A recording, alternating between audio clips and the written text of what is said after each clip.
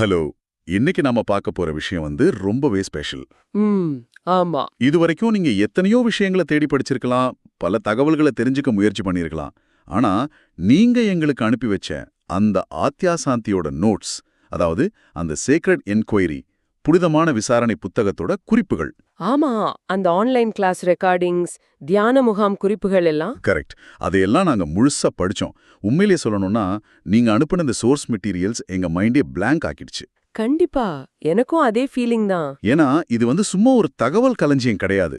நம்மளோட விழிப்புணர்வையும் கான்ஷியஸ்னஸையும் அப்படியே புரட்டி போடக்கூடிய ஒரு விஷயம். ஒரு ஆழமான தேடல் இது. எக்ஸாக்ட்லி.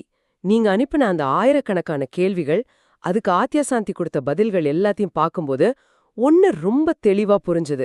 என்னன்னா, இது ஏதோ தத்துவங்களை போதிக்கும் கிளாஸ் இல்ல, நம்ம மனசுக்குள்ள ரொம்ப ஆழத்துல இருக்கிற, நம்மளே வெளியே சொல்ல பயப்படுற கேள்விகளுக்கு ரொம்ப பிராக்டிக்கலா ஒரு வெளிச்சம் தரக்கூடிய பதில்கள் இதுல இருக்கு.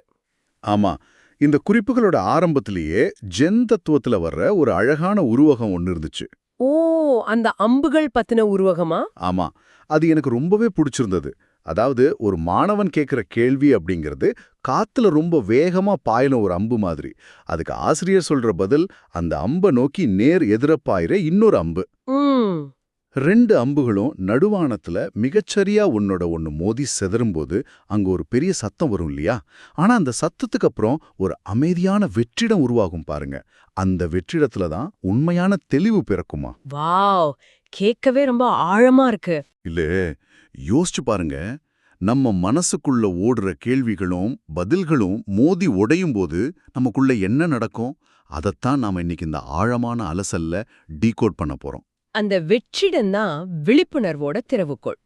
இப்போ இருக்கிற காலகட்டத்துல நம்ம எல்லாருக்குமே இருக்கிற ஒரு பெரிய பிரச்சனை இன்ஃபர்மேஷன் ஓவர்லோட். ஆமா, எந்த திரும்பினாலும் தகவல்கள். சோஷியல் மீடியா, நியூஸ்னு தகவல்கள் நம்மள மூச்சு திணற வைக்குது. ஆனா இந்த உரையாடல் அதுக்கெல்லாம் ஒரு மருந்து மாதிரி. வெறும் தகவல்களை தேடி ஓடுறத விட்டுட்டு அந்த அறியாத ஒன்றிற்குள் எப்படி ரிலாக்ஸ்டா மூழ்குவது அப்படிங்கறத இது கத்துக் கொடுக்கும். சூப்பர். சரி, இப்போ நம்ம தினமும் ஃபேஸ் பண்ற ஒரு விஷயத்திலிருந்து ஆரம்பிக்கலாம். நீங்க கவனிச்சிருக்கீங்களா? ஒரு நாள்ல நமக்கு 10 நல்ல விஷயம் நடந்திருக்கும். யாராவது நம்மள பாராட்டியிருப்பாங்க. ஆனா அதை நம்ம கண்டுக்கவே மாட்டோம். கரெக்ட். அதையெல்லாம் விட்டுட்டு யாரோ ஒருத்தர் சொன்ன ஒரு நெகட்டிவ் கமெண்ட், இல்ல நாம செஞ்ச ஒரு சின்ன தப்பு, இதையே தான் நம்ம மனசு திரும்ப திரும்ப நினைச்சிட்டு இருக்கோம். ஏன் நம்ம மைண்ட் எப்போ பார்த்தாலும் நெகட்டிவ் எண்ணங்களை ஒரு காந்த மாதிரி இருக்குது? இது ரொம்ப இயல்பான ஒரு மனித சைக்காலஜி. நம்ம அகங்கதை, அதாவது ஈகோ இருக்கு இல்லையா, அதுக்கு இந்த மாதிரி டிராமா தான் ரொம்ப பிடிக்கும். ஒரு டெய்லி சீரியல் மாதிரி நெகட்டிவிட்டி இருந்துகிட்டே இருக்கணும். ஓ, அப்போ ஈகோக்கு பிரச்சனை தேவைப்படுது. எக்ஸாக்ட்லி. ஏன்னா அந்த வலிகள், கோபம், வருத்தம் இதெல்லாம் தான் அந்த ஈகோ உயிர் வாழறதுக்கான ஒரு நியாயத்தை கொடுக்குது. நான் பாதிக்கப்பட்டவன், நான் கோபமாயிருக்கேன் என்று தன்னை நிலைநிறுத்திக்க ஈகோக்கு இந்த நச்சு உணர்ச்சிகள் தேவைப்படுது. சரி. ஆனா ஆத்யாசாந்தி இங்க ஒரு முக்கியமான விஷயத்தை உடைக்கிறாரு. இந்த வலிகள் நம்மள கஷ்டப்படுத்த வரலையா, அது எல்லாமே நம்ம கிட்ட விடுதலைய தேடிதான் வருது. ஒரு நிமிஷம் இருங்க. இது சொல்றதுக்கு ரொம்ப நல்லா இருக்கு. ஆனா பிராக்டிக்கலா யோசிச்சு பாருங்க. எனக்குள்ள ஒரு பயங்கரமான கோபம் வருது, இல்ல நான் எதுக்குமே லாயக்கில்லைன்னு ஒரு தாழ்வு மனப்பான்மை வருது. அந்த நேரத்துல எப்படி அந்த உணர்ச்சிகளை அன்போடு அணுக முடியும்? இது ரொம்ப கஷ்டம் இல்லையா? கஷ்டம்தான். ஆனா இதுக்கு அவர் ஒரு அருமையான விழிப்புணர்வு பயிற்சியை சொல்றார். நம்ம விழிப்புணர்வை ஒரு திறந்த வானம் மாதிரி கற்பனை பண்ணிக்கோங்க. ஓகே, திறந்த வானம். அந்த வானத்துல போற மேகங்கள், இல்ல அங்க நடக்கிற தட்ப வெப்பநிலை மாறுதல்கள் தான் இந்த எண்ணங்களும் உணர்ச்சிகளும். ஒரு கார் மேகம் வருதுன்னா வானம் அதை எதிர்த்து சண்டை போடுறது கிடையாது. ஓ, அப்போ நாம அந்த உணர்ச்சிகளோட நம்மள அடையாளப்படுத்திக்க கூடாது, அதானே? நான் கோபமா இருக்கேன்னு சொல்றதுக்கும் எனக்குள்ள கோபம்னு ஒரு உணர்வு போயிட்டு இருக்குன்னு சொல்றதுக்கும் ஒரு வித்தியாசம். பெர்ஃபெக்ட். அந்த நெகட்டிவ் உணர்ச்சிகள் வரும்போது அதோட சண்டை போடாம மனசுக்குள்ளேயே இப்படி சொல்லிக்கோங்க, நான் நீ கிடையாது, ஆனா நான் இருக்கிற இந்த வெற்றிடத்துக்குள்ள உன்னை அன்போட வரவேற்கிறேன்னு. வாவ். ஒரு கெட்ட எண்ணத்தையோ வலியையோ இப்படி திறந்த மனசோட வான்னு கூப்பிடும்போது அதுக்கு நம்மள கட்டுப்படுத்துற பவர் இல்லாம போயிடுது. அடக்கி வைக்க நினைக்கும் போதுதான் அது விஸ்வரூபம் எடுக்கும். வரவேற்கும்போது அது பலமிழந்து மறைஞ்சிடும். இது நிஜமாவே ஒரு புது பெர்ஸ்பெக்டிவ். ஆனா இது மனசுக்கு மட்டும்தானா? ஏன்னா நீங்க அனுப்புன அந்த நோட்ஸ்ல உடல் வலிகள், குறிப்பா டினிட்டிஸ்னு சொல்லப்படுற காதுகள்ல தொடர்ந்து கேட்கிற இரைச்சல், நாள்பட்ட உடல் வலிகள் பத்தி எல்லாம் கூட அவர் பேசியிருக்கார். ஆமா, அது ரொம்ப முக்கியமான ஒரு பகுதி. மைண்ட்ல ஓடுற எண்ணங்களை நாம வரவேற்கலாம், ஓகே. ஆனா உடம்புல வலிக்கிற ஒரு வலியை எப்படி வரவேற்க முடியும்? அது நிஜமாவே வலிக்கும்ல? அதுதான் இதுல இருக்கிற நுட்பமே. ஆத்யா சாந்தியே தன்னோட வாழ்க்கையில இந்த டினிட்டஸ் பிரச்சனையால ரொம்ப வருஷம் கஷ்டப்பட்டிருக்கார். காதுக்குள்ள ஒரு சத்தம் கேட்டுட்டே இருக்கும். ஓ, அவருக்கு அந்த பிரச்சனை இருந்ததா? ஆமா. அவர் என்ன சொல்றாருன்னா, வலி அப்படிங்கிறது உடம்புல நடக்கிற ஒரு பிசிக்கல் சென்சேஷன். ஆனா, ஐயோ இந்த வலி எனக்கு இருக்கக்கூடாதே, இது எப்ப என்னை விட்டு போகும்னு நம்ம மனசளவுல அதுக்கு ஒரு எதிர்ப்பு காட்டுறோம் பாருங்க. ரெசிஸ்டன்ஸ். கரெக்ட். அந்த எதிர்ப்பு தான் உண்மையான துயரம். வலியை விட அந்த எதிர்ப்பு தான் நம்மள ரொம்ப கஷ்டப்படுத்துது. அப்போ அந்த எதிர்ப்பை கைவிடுறது மூலமா வலியை குணப்படுத்திட முடியுமா? வலிய முழுசா ஏத்துக்கிறதுங்கிறது எனக்கு வலிக்குது, நான் அதை என்ஜாய் பண்றேன்னு சொல்றது கிடையாது. அந்த வலியோட மனசளவுல போராடுறத நிறுத்துறது. ஓகே. நீங்க போராடுறத நிறுத்தும்போது அந்த வலி வெறும் உடல் ரீதியான ஒரு சின்ன உணர்வா சுருங்கிடுது. அது உங்கள மனதளவுல சித்திரவேதை பண்ற ஒரு விஷயமா மாறுறதில்ல. சரி, இப்போ ஈகோ பத்தி பேசும்போது எனக்கு இன்னொரு கேள்வி வருது. ஈகோ தன்னை எப்படியெல்லாம் மறைச்சுக்குதுன்னு அவர் சொல்ற இடத்துல நிறைய முகமுடிகளை பத்தி சொல்லியிருக்காரு. குறிப்பா பெருமை மற்றும் தகுதியின்மை. ஆமா, பிரைட் அண்ட் அன்வர்தினஸ். இது ரெண்டும் எப்படி ஈகோவோட முகமுடியா இருக்க முடியும்? பெருமை ஈகோன்னு ஈஸியா ஒத்துக்கலாம், ஆனா தகுதியின்மை எப்படி ஈகோ ஆகும்? இதுதான் ஈகோவோட மாஸ்டர் பிளான். நான் தான் எல்லாரையும் விட சூப்பர்னு நினைக்கிறது எவ்வளோ பெரிய ஈகோவோ, அதே அளவுக்கு நான் எதற்கும் லாயக்கில்லாதவன், எனக்கு ஒண்ணுமே தெரியாதுன்னு தன்னை தானே தாழ்த்திக்கிறதும் ஈகோ தான். ஏன்னா ரெண்டுலயுமே நான் அப்படிங்கிறது தான் மையத்துல இருக்கு. எக்ஸாக்ட்லி. அந்த நான் தான் பிரச்சனை. இந்த ரெண்டு முகமுடிக்கு பின்னாலையும் என்ன இருக்கு தெரியுமா? எந்த முகமுடியும் இல்லாத ஒரு ஆழமான வெற்றிடம். அந்த வாய்டு. ஆமா, அந்த வெற்றிடத்தை ஃபேஸ் பண்ண மனிதர்களுக்கு பயம். அதனால தான் சுப்பீரியாரிட்டி காம்ப்ளெக்ஸ் இல்லனா இன்ஃபீரியாரிட்டி காம்ப்ளெக்ஸ்னு ஏதாவது ஒரு முகமுடிய மாட்டிட்டு அதுதான் நானுன்னு நம்ப ஆரம்பிச்சிடுறாங்க. அதனாலதான் நிறைய பேர் தியானம் பண்ண உட்கார்ந்தா 10 நிமிஷத்துல எழுந்திருச்சு ஓடிடுறாங்க போல. ஏன்னா அந்த வெற்றிடத்தை பார்க்க உங்களுக்கு பயம். கண்டிப்பா. நிறைய பேர் தியானத்தை தங்களோட நிஜ வாழ்க்கை பிரச்சனைகள்ல இருந்தும் மனசுக்குள்ள இருக்கிற அரக்கர்கள் கிட்ட இருந்தும் தப்பிக்கிற ஒரு எஸ்கேப் ரூட்டா நினைக்கிறாங்க இல்லையா? அது ரொம்ப தப்பான அப்ரோச். தியானம்ங்கிறது நம்ம இருட்டுல இருந்து தப்பிச்சு ஓடுறது கிடையாது. எந்த ஒரு எதிர்ப்பும் இல்லாம நல்லது கெட்டது எல்லாத்தையும் அப்படியே ஏத்துக்கிறது தான். இங்கதான் அவர் மைண்ட்ஃபுல்னஸ்க்கும் அவேர்னஸ்க்கும் ஒரு சூப்பரான வித்தியாசம் சொல்றார். ஆமா, குறிப்புகள்ல அது இருந்துச்சு. நிறைய பேர் இது ரெண்டும் ஒண்ணுதான் நினைச்சிட்டு இருக்காங்க. இதுக்கு ஒரு ஈஸியான உதாரணம் சொல்லி புரிய வைக்க முடியுமா? கண்டிப்பா. இப்போ நீங்க ஒரு பாலத்துல நின்னுட்டு கீழே போற கார்களை வேடிக்கை பாக்குறீங்கன்னு வச்சுப்போம். சரி.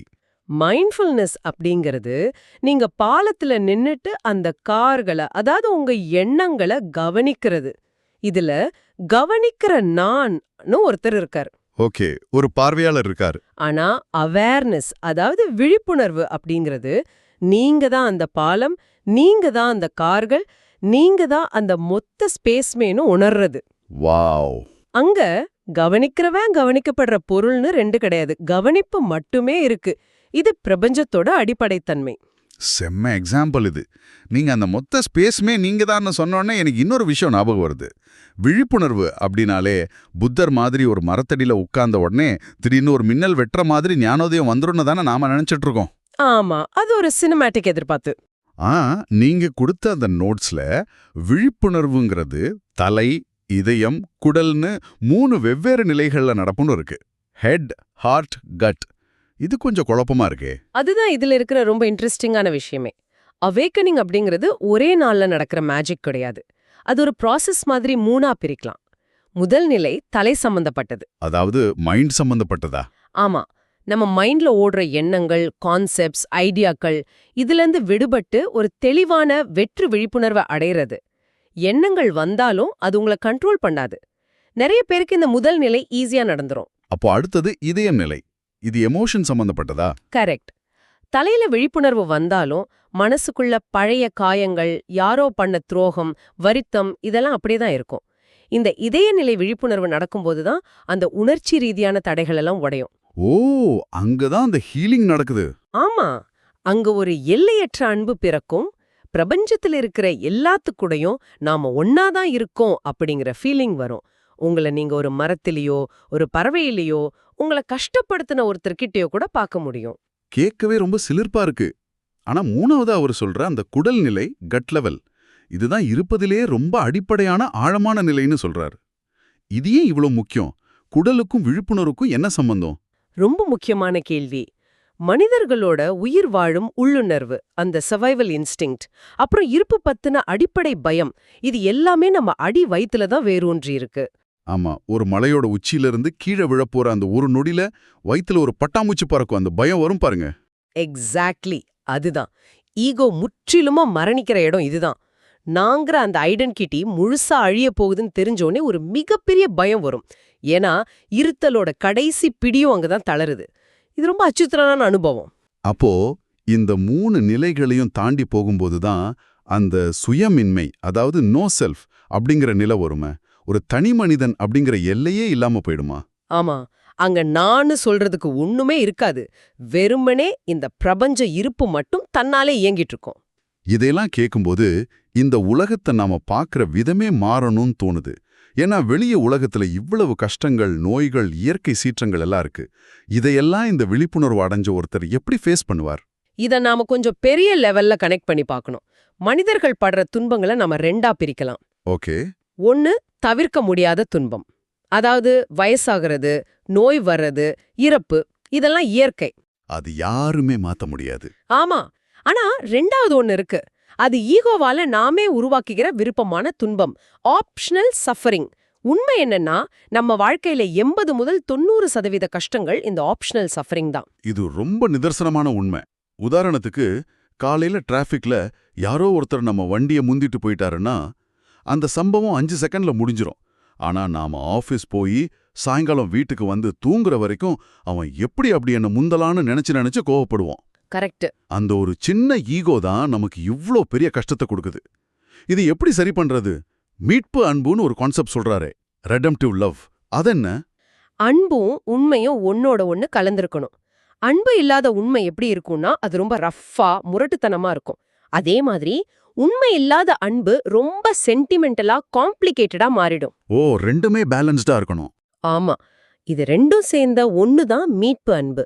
அது உங்க காயங்களை நியாயப்படுத்தாது, ஆனா அதை முழுசா குணப்படுத்தும். இங்க புத்தர் மற்றும் இயேசு பத்தி அவர் சொல்ற அந்த உருவம் எனக்கு ரொம்பவே பிடிச்சிருந்தது. 2 பேருமே வேற வேற திசையில பயணிக்கிற மாதிரி இருந்தாலும் கடைசியில எப்படி ஒன்னா சேர்றாங்கன்னு சொல்லியிருக்கார். ஆமா, புத்தரோட பாதை அப்படிங்கிறது மேலே மற்றும் வெளியே போற மாதிரி. அதாவது இந்த உலகத்தோட மாயைகள், ஆசைகள்ல இருந்து விடுபட்டு முழுமையான விடுதலையை நோக்கி போறது, நிர்வாணா நிலைக்கு. ஆமா. ஆனா இயேசுவோட பாதை கீழே மற்றும் உள்ளே வர்றது. உலகத்தோட கஷ்டங்களை விட்டு ஓடாம மனித குலத்தோட அன்றாட வாழ்க்கையில அந்த சேற்றுக்குள்ளேயே இறங்கி அன்பையும் உண்மையையும் நிலைநாட்டுவது. ஒரு முழுமையான விழிப்புணர்வு பெற்ற மனிதன்கிட்ட இந்த 2 தன்மைகளுமே இருக்கும். சூப்பர். நம்ம ஆன்மீகத்தை பத்தி இவ்ளோ பேசுறோம். அப்போ உளவியல் நமக்கு தேவையில்லையான்னு ஒரு கேள்வி எல்லாருக்கும் வரும். ஒரு தெரபிஸ்டுக்கு போறதோ, கவுன்சிலிங் போறதோ ஆன்மீகத்துக்கு எதிரா? கண்டிப்பா இல்ல. உளவியலும் ஆன்மீகமும் 2 வேற வேற வேலைகளை செய்யுது. உளவியல் அப்படிங்கிறது ஒரு மனுஷனை எப்படி சந்தோஷமா, ஒரு நல்ல மனுஷனா ஆக்குறதுன்னு பாக்குது. Self improvement. அதாவது நம்ம வாழ்க்கையை பெட்டர் ஆக்குறது. ஆமா, நீங்க காணுற கனவுக்குள்ளேயே அந்த கனவை அழகாக்குறது. ஆனா ஆன்மீகம் அப்படிங்கிறது அந்த மனிதன்கிற மாயையில இருந்தே விழித்தெழுவது, அந்த கனவுல இருந்து முடிச்சுக்கிறது. ரொம்ப அழகான விளக்கம். உளவியல் நம்ம ஈகோவை கொஞ்சம் நீட்டா வச்சுக்க ஹெல்ப் பண்ணும். ஆனா ஆன்மீகம் அந்த ஈகோவையே தாண்டி போக வழிகாட்டும். 2மே தேவைதான், ஆனா ஒன்னோட ஒன்ன கன்ஃபியூஸ் பண்ணிக்க கூடாது. அருமை. சோ நம்ம இப்போ இந்த ஆழமான அலசலோட எண்டுக்கு வந்துட்டோம். நீங்க அனுப்பின இந்த சோர்ஸ் மெட்டீரியல்ஸ் மூலமா ஈகோ, விழிப்புணர்வு, வழிகளை எப்படி ஏத்துக்கிறதுன்னு பல விஷயங்களை பார்த்திருக்கோம். இவ்ளோ நேரம் நம்ம பேசினதெல்லாம் வச்சு பார்க்கும்போது இதோட பாட்டம் லைன் என்ன? இது எல்லாத்துக்கும் என்ன அர்த்தம்? இதோட மையக்கருத்து ரொம்ப சிம்பிள். நீங்க விழிப்புணர்வை தேடி இமயமலைக்கோ இல்ல வேற எந்த இடத்துக்கோ ஓட வேண்டியதில்ல. புதுசா எந்த ஒரு தியான பயிற்சியும் கத்துக்க வேண்டியதில்ல. அப்புறம் என்னதான் பண்றது? இப்போ இந்த நிமிஷம் உங்க கண்களின் வழியா இதை பார்த்து கொண்டும் உங்க காதுகளின் வழியா இதை கேட்டுக்கொண்டும் இருக்கிற அந்த வெற்று விழிப்புணர்வை ஜஸ்ட் உணருங்க. அது எப்பவுமே உங்க கூட தான் இருக்கு. உங்க மனசு கூடயும் உங்க எமோஷன்ஸ் கூடயும் நீங்க சண்டை போடுறத முதல்ல நிறுத்துங்க. ரொம்ப ஆழமான வார்த்தைகள். விழிப்புணர்வை ஒரு டார்கெட்டா வச்சு நாம போராடுறத நிறுத்தணும். சரி, இந்த செஷனை முடிக்கிறப்போ உங்களுக்காக ஒரு முக்கியமான, கொஞ்சம் சிந்திக்க வைக்கிற கேள்வியோட நாங்க விடைபெறோம். கண்டிப்பா. நீங்க அனுப்பின இந்த சோர்ஸ் மெட்டீரியல்ஸ்ல இருந்து நாங்க கத்துக்கிட்ட ஒரு விஷயம், உங்க மனசு ரொம்ப குழப்பமா இருக்கு, ரொம்ப இருட்டா ஃபீல் பண்றீங்கன்னா, அந்த இருட்டோட உச்சக்கட்டத்துல தான் உங்களுக்கான மிகப்பெரிய வெளிச்சம் ஒளிஞ்சிருக்குன்னு உங்களால நம்ப முடியுதா? ஆமா, எல்லாத்துக்கும் உடனே ஆன்சர் வேணும்னு உங்க மனசு குடிக்குது இல்லையா? அந்த அவசரத்தை கொஞ்சம் ஓரமா வச்சுட்டு, உங்களுக்கு என்ன நடக்குதுன்னே தெரியாத அந்த அமைதியான, ஆழமான வெற்றிடத்துக்குள் குதிக்க நீங்க தயாரா? யோசிச்சு பாருங்க. இது உங்களுக்கான தேடல். இவ்ளோ நேரம் கேட்டதுக்கு ரொம்ப நன்றி. இந்த Tamil voice reads channel monetisation இல்லாம தான் நடக்குது. ஆமா, இந்த ஆடியோ புத்தகம் உங்களுக்கு பயன் தருது என்று நினைத்தால், இந்த முயற்சி தொடர்ந்து போக உங்க ஆதரவு மிகவும் உதவும். என்னுடைய இந்த முயற்சிக்கு நன்கொடை அளிக்க விருப்பம் இருந்தால் டிஸ்கிரிப்ஷன்ல கொடுக்கப்பட்டுள்ள UPI ID மூலம் வழங்கலாம். உங்களால் முடிந்த அளவு போதும். சிறிய ஆதரவும் பெரிய உதவிதான். இந்த வீடியோ உங்களுக்கு பயனுள்ளதாக இருந்தால் சப்ஸ்கிரைப் பண்ணுங்க, மற்றவர்களுக்கும் பகிர்ந்து கொள்ளுங்கள். இந்த கருத்துக்கள் அவர்களுக்கும் தேவையாக இருக்கலாம். லைக் பண்ணுங்க, உங்க கருத்துக்களை கமெண்ட்ல பகிருங்கள். மனப்பூர்வமான நன்றி. மீண்டும் சந்திப்போம்.